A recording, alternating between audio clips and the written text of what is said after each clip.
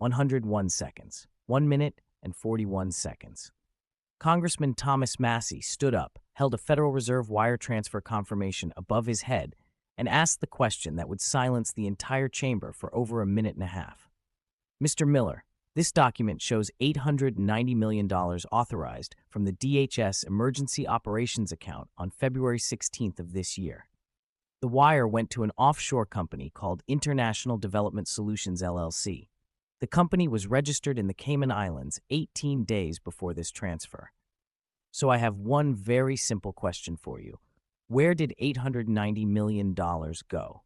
Miller's hands went flat on the table. His attorney reached for his arm too late. The document was already on every screen in the room, and Massie was not done asking. If you are new to Patel Report Files, subscribe right now, because what you are about to see is the longest silence in congressional hearing history and the bank records that caused it. House Oversight Committee, Room 2154, Friday morning, 9:23 a.m. Eastern. The hearing was supposed to be about Department of Homeland Security procurement oversight. Standard budget review. Routine questioning. But Thomas Massie walked in, carrying something that changed everything. A locked briefcase. Metal, heavy. Security tried to scan it. Massie showed them a federal court order authorizing the transport of classified financial documents. They let him through. Miller had no idea what was in that briefcase. His legal team had no idea they were about to find out. The first 35 minutes were exactly what Miller expected. Questions about contract bidding processes, vendor selection criteria, budget allocation procedures. Miller gave his prepared answers. Smooth, confident. He had his talking points memorized. He checked his water glass twice but never drank. A small tell. He was more nervous than he looked, but he thought he was managing it. Then Massie took the microphone, and the entire energy in the room shifted. Mr. Miller, Massie's voice was quiet, calm, the kind of quiet that makes everyone lean forward to hear better. I want to talk about a wire transfer that occurred on February 16th of this year. Do you recall authorizing any large financial transfers on that date? Miller's expression did not change. Congressman, as Deputy Chief of Staff for Policy, I am not personally involved in day-to-day financial transactions within the Department of Homeland Security. Those matters are handled by this. I am not asking about day-to-day transactions. Massie opened the briefcase. I am asking about $890 million. The room went silent. Not the polite quiet of people waiting for the next sentence. The heavy, thick silence of people who just heard a number so large they are not sure they heard it correctly. Massie pulled out a document, single sheet. Federal Reserve wire transfer confirmation. He held it up to the document camera. The image appeared on screens throughout the chamber. This is a Federal Reserve wire transfer record.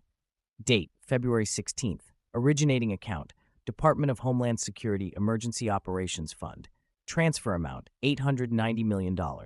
Receiving account, he paused. International Development Solutions, LLC. Registered address, Cayman Islands. He set it down. $890 million from a DHS emergency fund to a shell company in the Cayman Islands. And at the bottom of this authorization form, in the section marked Executive Approval, there is a signature. He zoomed in on the document. Your signature, Mr. Miller. A murmur went through the gallery. Journalists were already typing. Committee members were leaning toward their aides, whispering. Miller's lead attorney, gray-haired, late 60s, was writing something frantically on a legal pad. But Massie was not waiting for a response. He was building. Now, Mr. Miller, I know what you are going to say. You are going to tell me this was a legitimate procurement for border security operations. You are going to say International Development Solutions is a vetted contractor. You are going to claim this falls under emergency authorization protocols. He paused. So let me save us both some time and show you what I found when I started asking questions about this company. He pulled out a second document, International Development Solutions, LLC. Incorporation date, January 28th. He looked up. 18 days before this transfer, the company that received $890 million from DHS did not exist 3 weeks earlier. The murmur became louder. Miller's jaw tightened, just barely, but it tightened. Massie continued. Registered agent, a corporate services firm in Georgetown, Cayman Islands. No physical office, no employees, no website, no business history, no prior government contracts. He set the paper down. Mr. Miller, you signed off on transferring $890 million to a company that was created 18 days earlier and has no verifiable business operations. Why? Miller leaned forward. Congressman, without reviewing the full procurement file, I cannot speak to the specific vetting process, but emergency authorizations require expedited timelines, and there are established vendors who I said no employees. Massie's voice cut through. No employees, Mr. Miller. Zero. I subpoenaed the corporate records. International Development Solutions has never filed payroll taxes, never registered a single employee with any government agency, never submitted a W-2. He pulled out a third document, but they did do one thing. 3 days after receiving $890 million from DHS, they transferred the entire amount to 3 different accounts. $297 million to an account in Switzerland, $301 million to an account in Singapore, $292 million to an account in the British Virgin Islands. All 3 accounts registered to beneficial ownership trusts, which means the actual owners are protected by international secrecy laws. He looked at Miller. $890 million in taxpayer money, emergency fund, transferred to a shell company, then immediately moved offshore to hidden accounts, and you signed the authorization.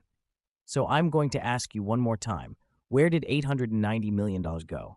Now I need to stop for a second and say this. If you believe $890 million of taxpayer money deserves an explanation, hype this video right now.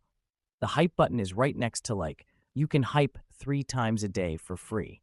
We have 7 days to get this into the top 100 most hyped videos on YouTube.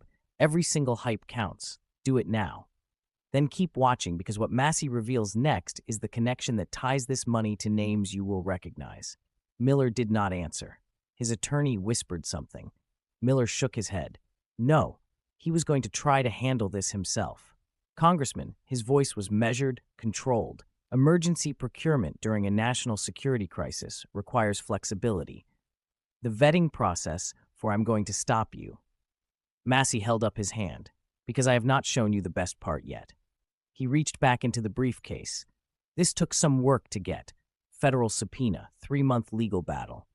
But 2 days ago, a federal judge ordered the disclosure of these records. He pulled out a thick stack of papers, bank routing analysis, prepared by the Treasury Department Financial Crimes Enforcement Network, FinCEN. He opened it. This report tracks the 3 offshore accounts that received the $890 million. And here's where it gets interesting.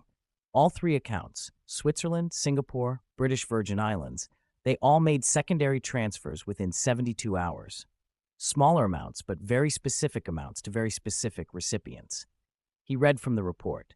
The Swiss account transferred $47 million to a law firm in New York. That law firm represents 4 individuals currently under investigation for immigration fraud. The Singapore account transferred $89 million to a consulting group in Washington, D.C. That consulting group is owned by a former DHS official who left the agency in January, 1 month before this transfer. And the British Virgin Islands account, this is the interesting one. It transferred $156 million to a private equity fund. And the managing partner of that fund, he looked up at Miller, is your former deputy from your first term in government. The room erupted, not shouting. Worse, the low, angry rumble of people realizing they are watching something much bigger than they thought. Massie let it build for 5 seconds. Then he held up his hand for quiet. Mr. Miller, $890 million left DHS. Went to a shell company, got split into 3 offshore accounts, and within 72 hours, portions of that money ended up with a law firm defending immigration fraudsters, a consulting group run by your former colleague, and a private equity fund managed by your former deputy. He set the papers down. EHO got paid. Miller's hands were pressed flat on the table now, knuckles white. That small muscle near his jaw was twitching. Involuntary stress response. His attorney was on his feet. Mr. Chairman, these allegations are outrageous and without foundation. My client had no knowledge of any secondary transfers or sit-down, Counselor. The committee chairman's voice was firm. Your client can answer the question.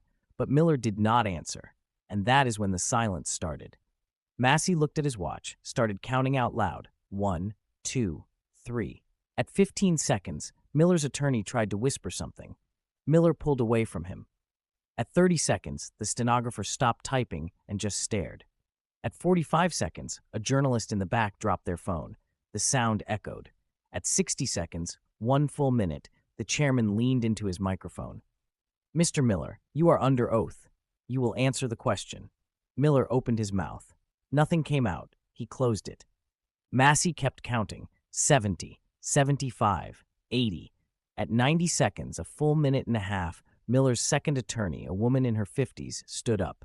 "Mr. Chairman, we need to request a brief recess to consult with our client." Denied. The chairman did not hesitate. "The witness will answer now." Massie hit 101 seconds and stopped counting. "Mr. Miller," he said quietly, almost gently, 1 minute and 41 seconds. "That is how long you have been sitting here in complete silence, rather than tell this committee who received $890 million in taxpayer money. That silence is an answer. It is just not the one the American people deserve." He gathered his documents. These bank records will be entered into the congressional record today. Every transfer, every routing number, every offshore account, every secondary recipient. The Treasury Department has already opened a criminal investigation into this transaction. The FinCEN report I just read from has been referred to the FBI. He looked at Miller one last time. And those names, the law firm, the consulting group, the private equity fund, those names are not redacted anymore. They are in the public record as of right now. So even though you refuse to answer, the documents answer for you. He stepped away from the microphone. "I yield back, Mr. Chairman." The hearing technically continued. Other representatives asked other questions. Something about border technology, something about staffing levels. None of it mattered. Nobody was listening. Because Thomas Massie had just asked the question that Stephen Miller could not answer. Where did $890 million go? And 101 seconds of silence told everyone in that room exactly what they needed to know. Within minutes, the internet exploded. Massie 101 trending worldwide. Cable news cutting to breaking coverage. Financial crimes experts analyzing the offshore routing. And somewhere, 4 people whose names were just entered into the congressional record were probably making very frantic phone calls to very expensive lawyers. This is not speculation. This is not conspiracy theory. This is documented fact, backed by Federal Reserve wire confirmations, FinCEN reports, and federal court orders. $890 million. Shell company. Offshore accounts. Secondary transfers to people connected to Miller. And 101 seconds where Miller could have denied it, could have explained it, could have defended himself, but he did not. He just sat there silent. Subscribe to Patel Report Files right now because tomorrow we reveal the complete list of secondary transfer recipients. Every name that received money from those offshore accounts. Every connection to Miller's office. Every dollar traced. Share this video everywhere. $890 million of your money just disappeared into offshore accounts, and the person who authorized it refused to explain where it went for 101 seconds. That silence needs to be heard by everyone. Hit the bell, and if you want to see how this connects to the other missing billions, watch the Goldman video next. Because this is his signature move. Ask the question. Show the document, count the silence, and let the American people decide what that silence means. 1 minute and 41 seconds. That is all it took to destroy Stephen Miller's credibility, and it is all documented. Every second, every dollar, every name. The truth is coming out, one bank record at a time.